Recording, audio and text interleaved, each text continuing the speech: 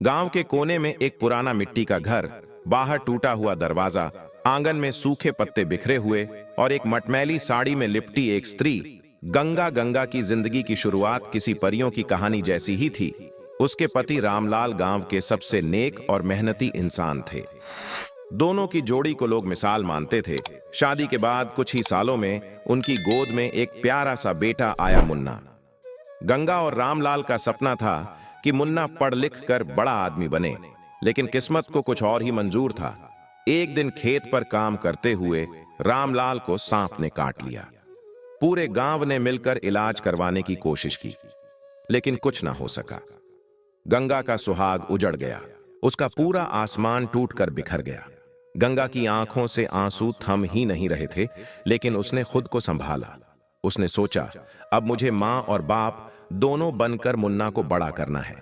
रामलाल के जाने के बाद गंगा के घर में अनाज का एक दाना भी नहीं बचा। गांव वालों ने कुछ दिन तक मदद की, लेकिन फिर धीरे धीरे सबने मुंह मोड़ लिया।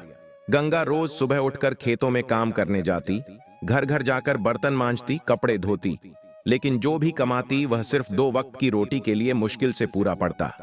अरे, यह विधवा तो मनहूस है, इसके हाथ का पानी भी मत पीना। गांव की औरतें पीठ पीछे बातें बनाती। गंगा ने सबकी बातें अनसुनी कर दी, लेकिन उसका दिल उस दिन पूरी तरह टूट गया जब उसके बेटे को स्कूल से निकाल दिया गया। वजह थी फीस न भर पाना। मुन्ना रोते हुए घर आया और बोला, मां, अब मैं स्कूल नहीं जाऊंगा, मुझे मजदूरी करनी है। गंगा का कलेजा फट गया। उसने मुन्ना को सीने से लगाकर कहा, नहीं बेटा, तुम पढ़ोगे, मजदूरी तुम्हारी किस्मत नहीं है। तुम्हारी किस्मत है कलम और किताब। एक दिन गंगा काम से लौट रही थी तो उसने देखा कि गांव के जमींदार की बेटी खेत के कुएं में गिर गई। पूरे गांव के लोग खड़े होकर तमाशा देख रहे थे, लेकिन कोई आगे नहीं बढ़ा। गंगा ने बिना सोचे समझे कुएं में छलांग लगा दी। गांव के लोग चिल्लाते रहे, अरे यह विधवा मनहूस है, जाएगी तो और कोई अनहोनी हो जाएगी। लेकिन गंगा ने किसी की नहीं सुनी। उसने अपनी जान की परवाह किए बिना बच्ची को बाहर निकाला। बच्ची बेहोश थी। गंगा ने उसे सीने से लगाया और जोर जोर से रोने लगी। थोड़ी ही देर में बच्ची को होश आ गया। पूरा गांव हैरान रह गया।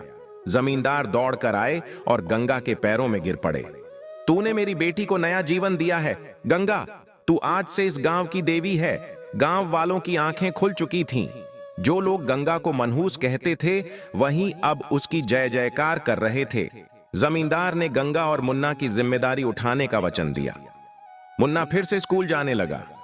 गंगा को गांव के स्कूल में रसोइयां बना दिया गया ताकि वह इज्जत के साथ अपनी कमाई कर सके। मुन्ना ने अपनी मां की मेहनत देखी थी। उसने दिन रात पढ़ाई की। कुछ सालों बाद मुन्ना ने पूरे जिले में टॉप किया और उसे शहर की सबसे बड़ी स्कॉलरशिप मिली। आज वही मुन्ना बड़ा होकर एक अधिकारी बन गया। जब वह पहली बार गांव लौटा तो पूरा गांव उसके स्वागत में खड़ा हो गया।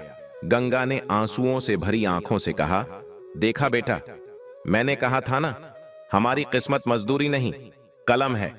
मुन्ना ने अपनी मां के चरणों में गिरकर कहा, मां, आज जो कुछ भी हूं वह सिर्फ तेरी वजह से हूं। गंगा की कहानी हमें सिखाती है, कभी हालातों से मत हारो। जो अकेला खड़ा रहना सीख जाता है, पूरी दुनिया उसे सलाम करती है। समाज कुछ भी बोले, लेकिन अपने परिवार और सपनों के लिए लड़ना मत छोड़ो। इंसान की असली पहचान उसके कर्मों से होती है, उसके हालातों से नहीं। गंगा की आंखों में अब आंसू नहीं, एक चमक थी।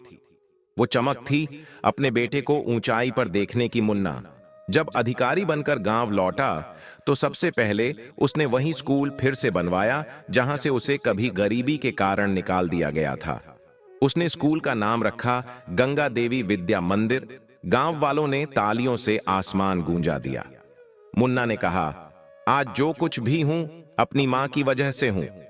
मेरी मां ने अकेले दुनिया से लड़कर मुझे पढ़ाया, हर भूख सहकर मुझे बड़ा किया। अगर आज मेरी मां हार मान लेती तो शायद मैं भी खेतों में मजदूर बनकर रह जाता। मुन्ना ने गांव के उन लोगों की तरफ देखा जो कभी उसकी मां को मनहूस कहते थे।